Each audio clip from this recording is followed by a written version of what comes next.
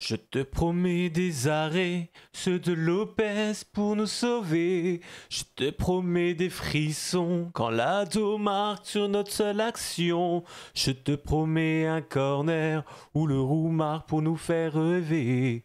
Je te promets la colère quand l'arbitre siffle ce penalty marqué.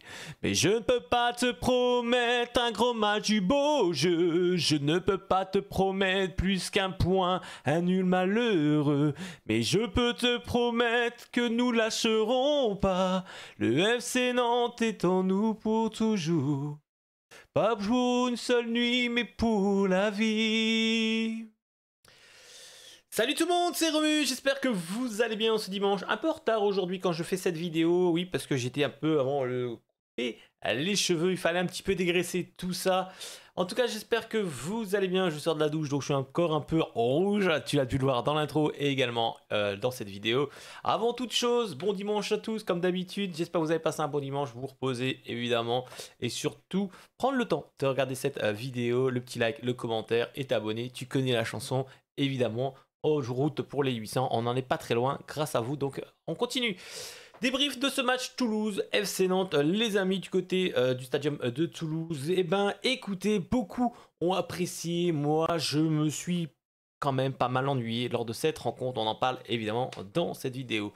Récapitulatif un petit peu de le FC Nantes. Déjà, le Nantes fait des turnovers avec Luis Castro qui a décidé de faire confiance à Lado et à Camara, Matt Sabine dans l'axe. Du coup, le secteur offensif remanié pour ce schéma de jeu. Louis Leroux à la place d'un Kodza, ça, on validé. Et la présence de Tabibou dans le milieu de terrain, du coup, pour remplacer, entre guillemets, Louis Leroux qui est passé arrière gauche. Sinon, pas trop de changement dans le reste de l'effectif. Côté toulousain, on défendait à 5 dans l'ensemble de ce match, même si ça se projetait beaucoup avec les pistons sur les côtés. Résumé de cette rencontre, Nantes a subi 45 minutes de haute intensité du côté de Toulouse qui...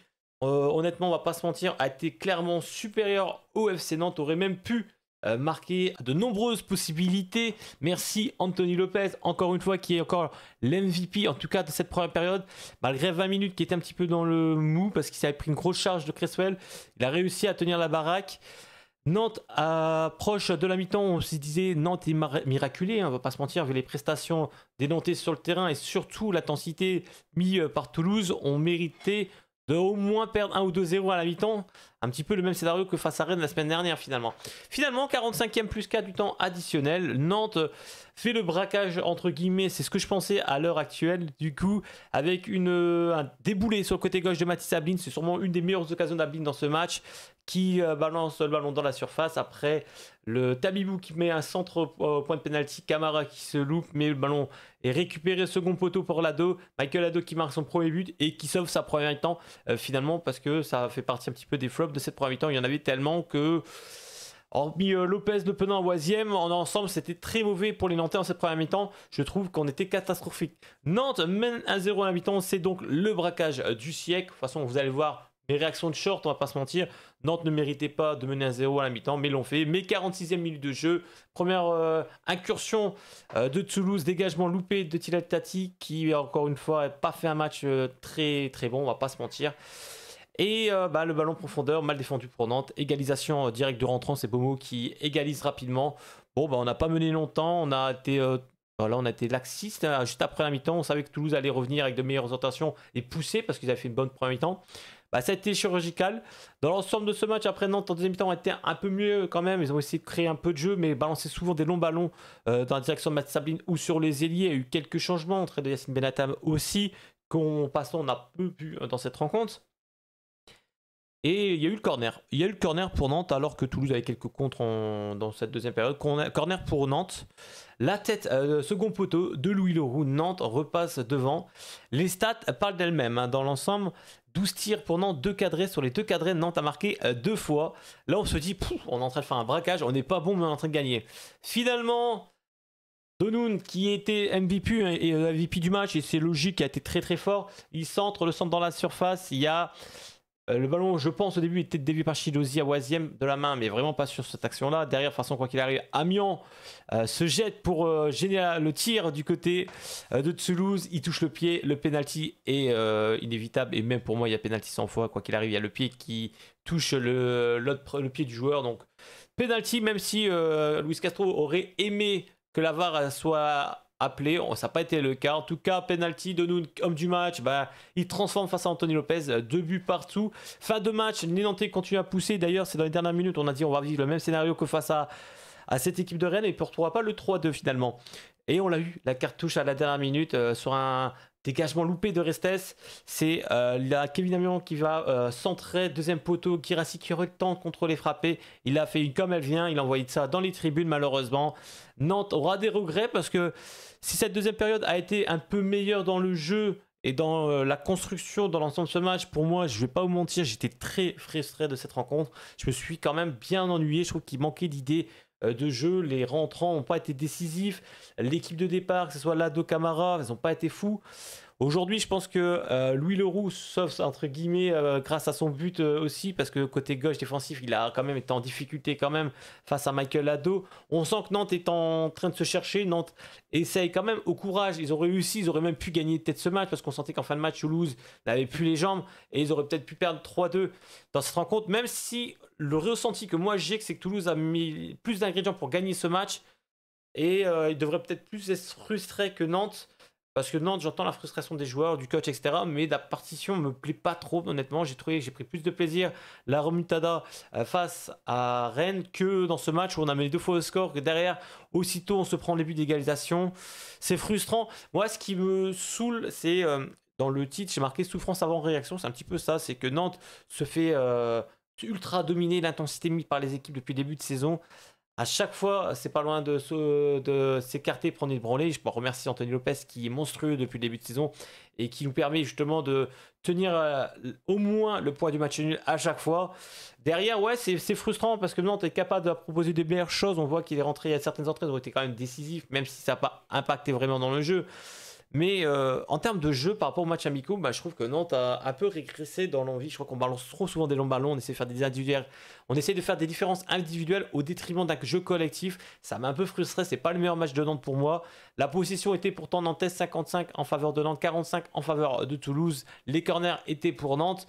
Mais quand vous voyez les termes d'occasion, Toulouse a 20 tirs, 7 cadrés. Nantes a 12 tirs, seulement 2 cadrés, 2 buts. On s'en sort bien sur le réalisme devant le but, mais derrière... On a tellement d'occasions, on doit à un moment finir nos actions, surtout quand elles sont franches. Et on a, je trouve, manqué ce côté de concentration pour mettre ce ballon juste sur tous nos attaquants, de façon que ce soit nos attaquants ou nos défenseurs. C'est compliqué par moment, il y a trop d'erreurs individuelles. Mes tops de ce match, comme j'ai pu le dire en live, sont assez faciles finalement. Les amis, pour moi, c'est Anthony Lopez en 1, on a Chilosi à Oisième en 2 et Le Penant en 3 qui a fait un super match. Pour mes flops de cette rencontre, deuxième semaine de suite, mon nominé numéro 1, c'est Tyrell Tati, que j'ai trouvé encore très très mauvais dans cette rencontre. Trop de pertes de balles, fautif sur le premier but de Toulouse. Et ouais, trop de pertes de balles de Tyrell Tati. Il a que 17 ans, voilà, il faut laisser le temps au temps. Il n'y a pas de souci, c'est juste que à chaud par rapport à sa rencontre, pour moi, il fait partie des flops. En deuxième, du côté du FC Nantes en termes de flop, je mettrais Julien Mouanga, que j'ai trouvé décevant dans ce match par rapport à ce qu'il est capable de faire. Ça me dérange qu'il défend trop bas, limite en défense à 5. Ça me pose souci. Nantes doit jouer plus haut avec un Julien Mouanga. Et troisième, ça a été, voilà, ça aurait pu être un Ablin, même s'il a apporté un petit peu, mais... J'attends tellement plus à Mathis Ablin, voilà, c'est compliqué pour l'instant, mais ce serait typiquement Camara que j'ai trouvé inutilisable, franchement, pendant 45 minutes, il a rien apporté à Nantes. Et ouais, j'aurais pu rajouter d'autres joueurs, mais bon, Camara, pour moi, sa prestation, ça confirme ce que je dis depuis quelques matchs, il est trop transparent, on le voit courir, c'est bien, mais il apporte rien dans le secteur offensif. Et je suis pas convaincu par ce joueur à l'heure actuelle. Évidemment, merci à tous les donateurs et surtout particulièrement le Pralo pour ton don de 4 € lors du live de cette chaîne. Merci également à tous ceux qui ont liké et tous ceux qui sont follow. Évidemment, pareil, ceux qui vont le faire dans cette vidéo, je compte énormément sur toi. Merci également pour votre soutien parce que objectif évidemment dans les prochains jours c'est passer cette barre fameuse des 800. On a passé la 700 la semaine dernière, on est 781 déjà, on peut encore mieux faire. Si tu aimes, tu as envie de faire partager la communauté nantaise, je te donne rendez-vous tout simplement sur la chaîne. Tu donnes le lien à tes amis, tu leur demandes de se follow. Je suis sûr qu'on peut atteindre rapidement les 1K. Côté nantais, je pense qu'on a quand même une grosse ferveur publique, donc à vous de jouer le jeu et d'apporter votre... voilà, pierre à l'édifice entre guillemets en soutenant cette chaîne sur du contenu qui est voilà, passionné, comme tu vois. J'aime bien faire des petites intros aussi un peu musicales pour me démarquer, surtout parce que genre, le ridicule ne tue pas, et surtout ça me fait plaisir de trouver des petites chansons par rapport au débrief de match et prendre du plaisir. Du coup, voilà, je suis un peu, moi perso, déçu de cette rencontre. Je ne l'ai pas vécu comme un super match des Canaries. Je sais que certains l'ont plutôt apprécié.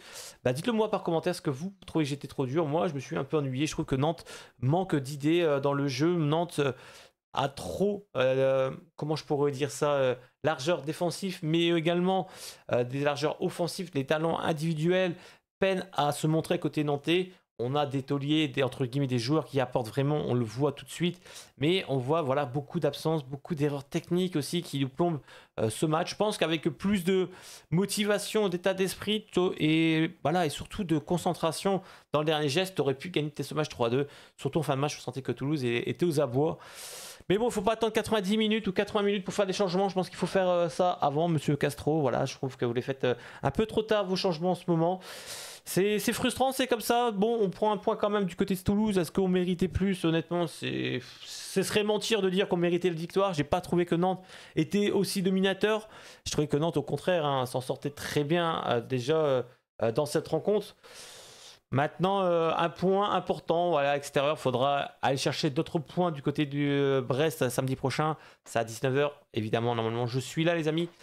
Le live sera programmé quoi qu'il arrive, mais je vous rappelle que je me fais opérer vendredi, donc logiquement, je serai là. Mais si je ne suis pas là, je vous tiendrai au courant quoi qu'il arrive. Les loulous, en tout cas, bonne semaine à vous, évidemment. Merci pour l'engagement, que ce soit sur la vidéo, les shorts et les lives. Merci, on continue comme ça.